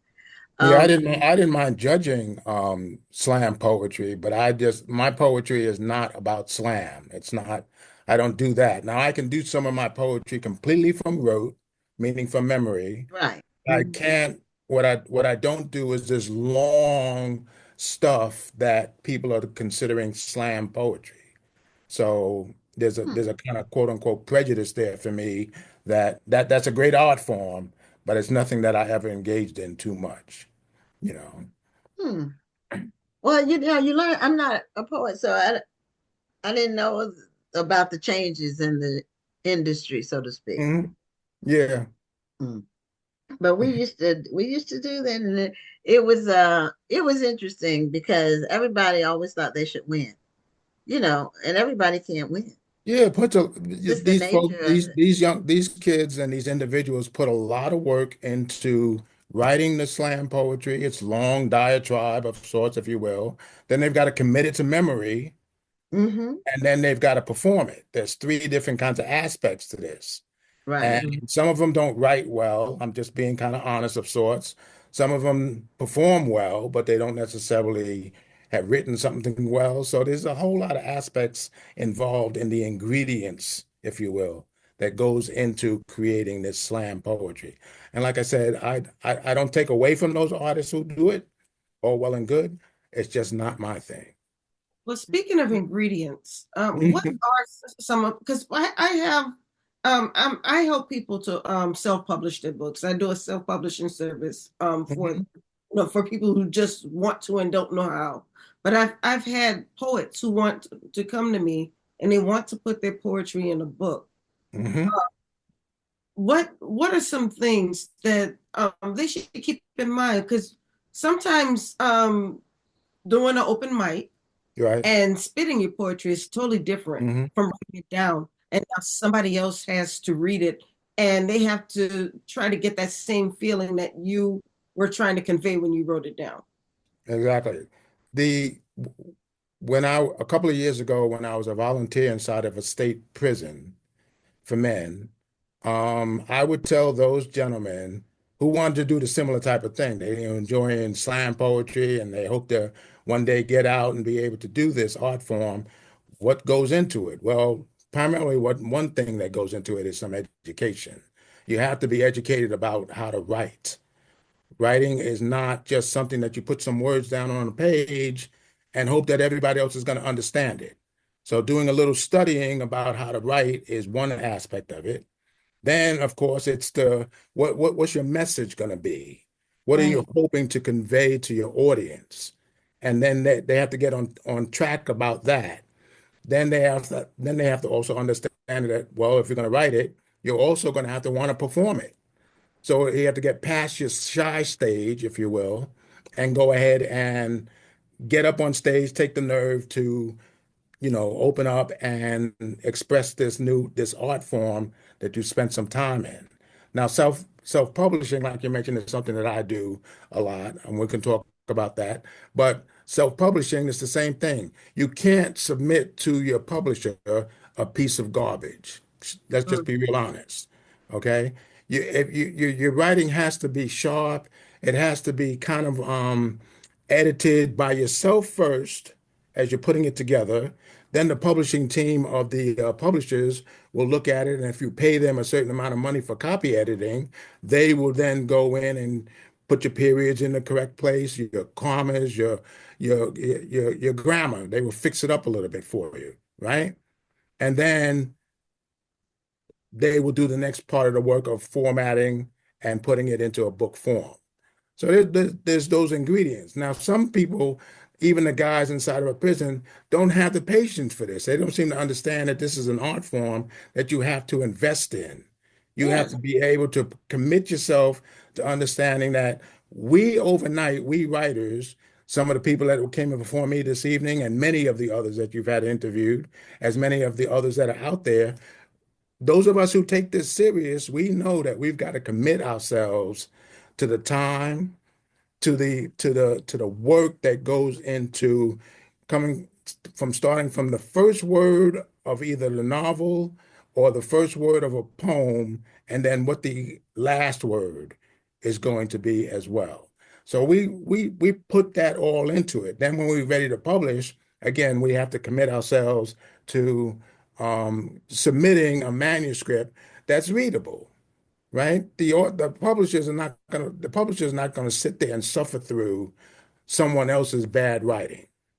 They're right. gonna they're gonna hope that you're submitting something that is legible and that you can work with your publisher to fix up certain areas. Because after the publisher gets the manuscript, they do a what? They do a rough draft layout of the book, the interior, what it's going to look like. They submit it back to the authors, right? So that we authors get a copy of the book prior to us Proof. release, and we get Mhm. to do the editing, right? We have to do the editing. We have to be involved in now reading it for yet a ninth time, a Mhm. 15th time, however many times it took to commit to that work.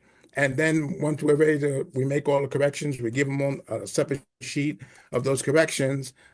The publishing team again looks at the edits that are going to be made. They put them in per what the author wants to have happen, and then now everybody has to agree that this is going to be the book that we're going to release.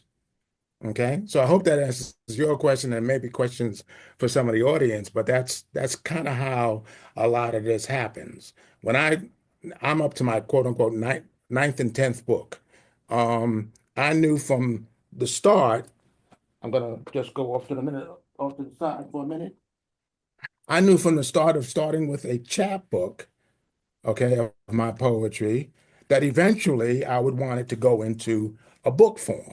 So I Mhm. knew what the work that it took to even just commit to creating a chapbook of 50 poems.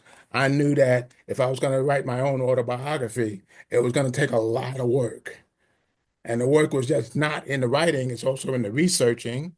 It's also in going back into these foster homes that I'll talk about briefly, looking at those and getting a sense of what the environment was when I was young.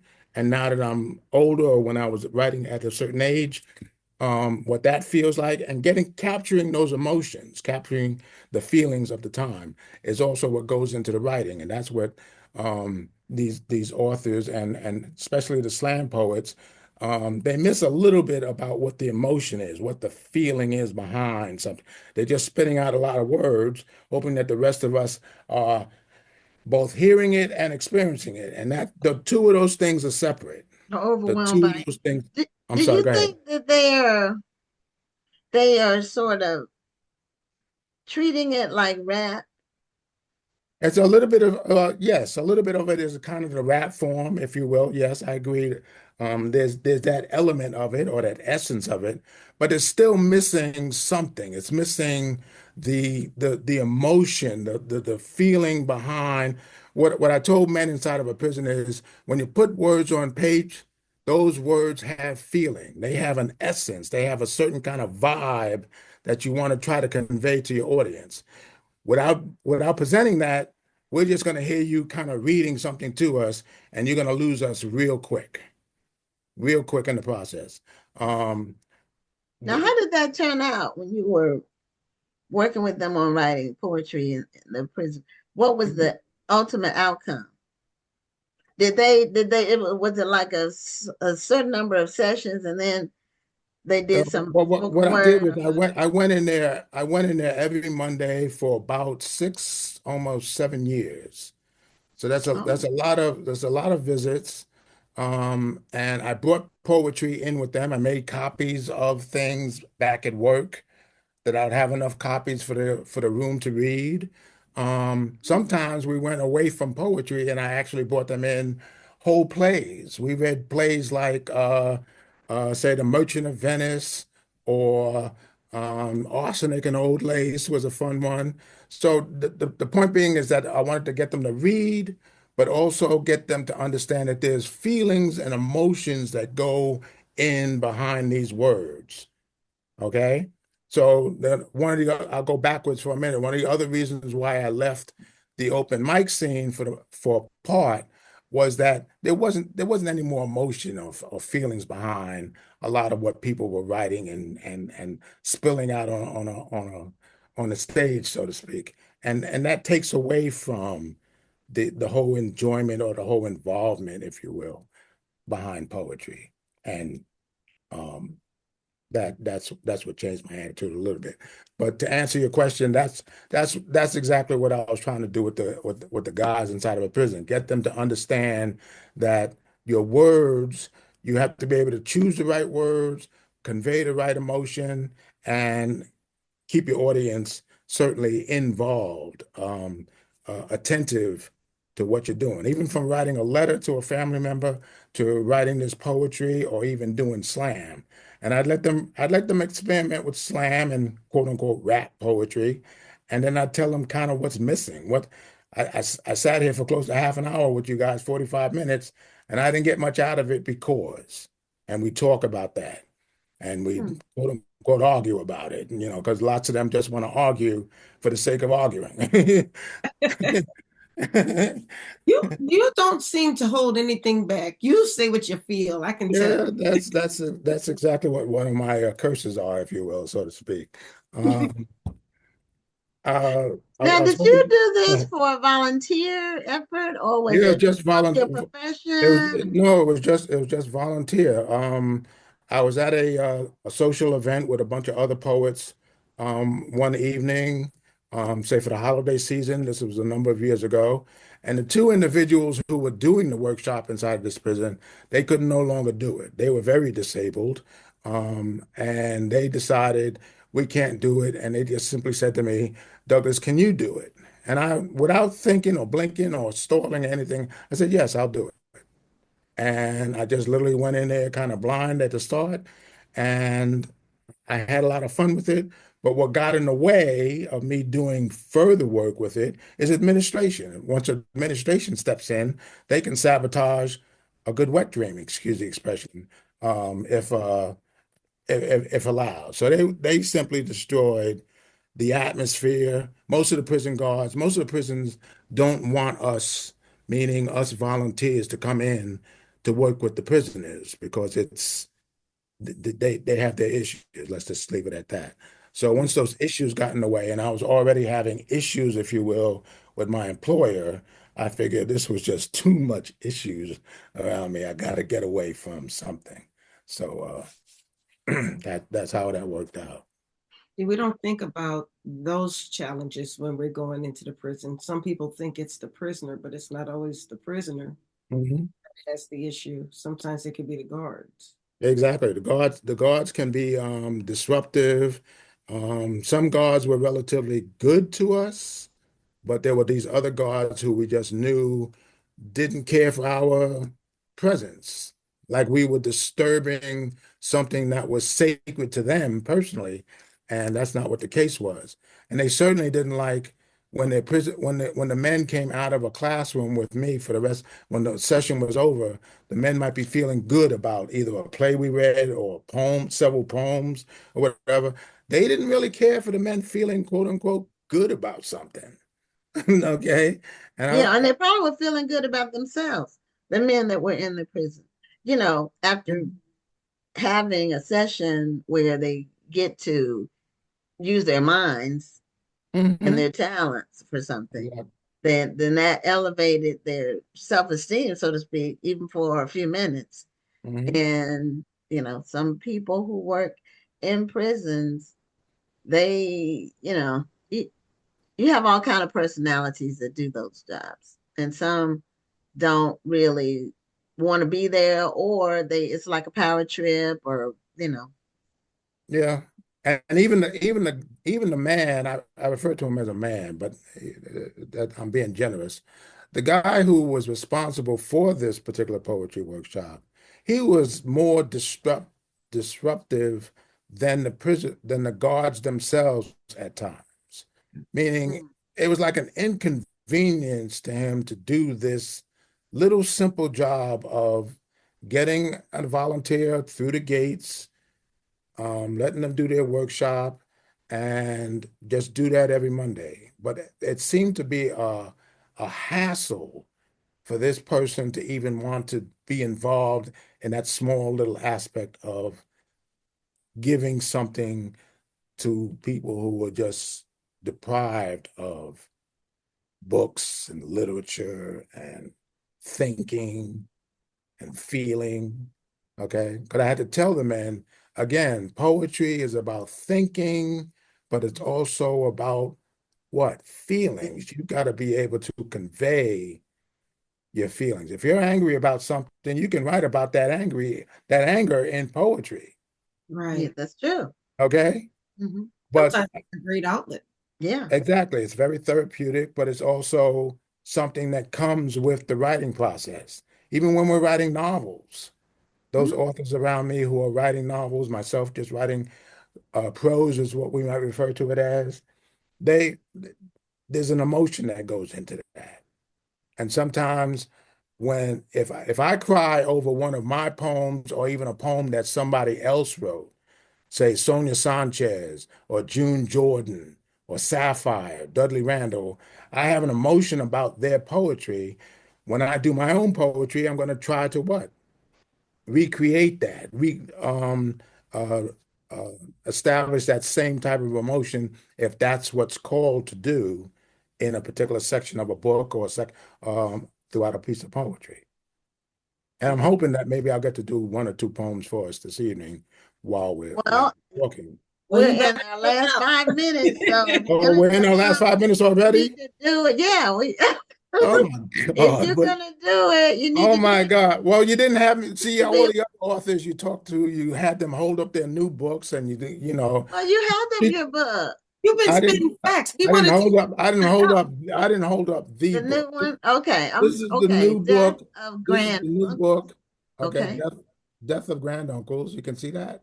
Yes. Yes, and Mhm. Okay. I saw that But you it's also a flip book. It's wow. Oh, going to be a flip book Okay. this year. So when you flip oh, it over, you get the poetry section. See, all of my books, whether I did my okay. autobiography, whether I did the book that I re-released, I used to Oh, fall down, oh, have a poetry section in them.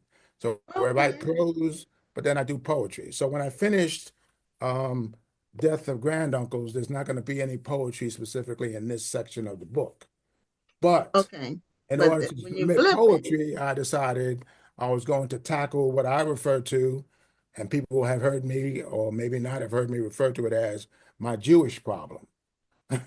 Okay, so in Proud Anti-Semite, thanks to Benjamin Netanyahu, that's the poetry section. And I know that's going to be difficult for some people to like want to get into about the present conflict between the Jews and the Arabs in Palestine, but I've been dealing with it from that first chapbook that I showed you up until this book. Plus, my master's degree is in Jewish Holocaust literature and African American literature. So oh, I'm a little bit learned about their Holocaust, but the Jews don't want me to talk against their Holocaust and genocide over in Palestine today, because then if I do that, they call me an anti-Semite. Well, I said my attitude toward it was, call me an anti-Semite, but I'm going to be proud about it, because it's got to be, many of us authors are going to talk about it. Many people who are not even authors are going to talk against genocide and a Holocaust going on over there. So I'll be brief about that, since our time okay. is running So out. you got 2 minutes to All do right, some poetry. two books Two in two one. minutes. You got All two right. minutes Let, to let me do. just say this. Okay. Because we always close the show at 9 straight up, which is, I Yeah, don't know where you are in yeah. the country, I, but it'd be 10 so your so time. one of the books I have in my home here is called Holocaust Poetry, right? Okay. Because I wanted to read. I read a lot about that literature, but I'm going to recite from the top of my head one of the poems that is in this book. I can't find it immediately and tell you who the author is, but this is a short poem. Okay, Okay. All right. short. Okay. It's called Written in a Sealed Railway Car. Okay, written in pencil in a sealed railway car. In this carload, I am Eve with Abel, my son. If you see my other son, Cain, son of man, tell him that okay, that's the whole poem. It just comes with the word, those last few words are haunting. Tell him that and that's Oh, all she was able to write, because something happens, right? Oh, oh, you know oh, what's okay. crazy is when you said the name of the poem, I kind of pictured something like that happening. So that's very haunting. Yeah, so that's one of their poems inside of a book called Holocaust Okay. Poetry Set Alone. But like I said, I've read it. I've read lots of other stuff on the Holocaust. I'm kind of learning about it. We can't get into it in the time remaining, but I decided I wanted to put out a book, two books, one about family issues, death in of some granduncles, and then for the poetry section, flip it over and you get to the what I refer to as my Jewish problem. Mm.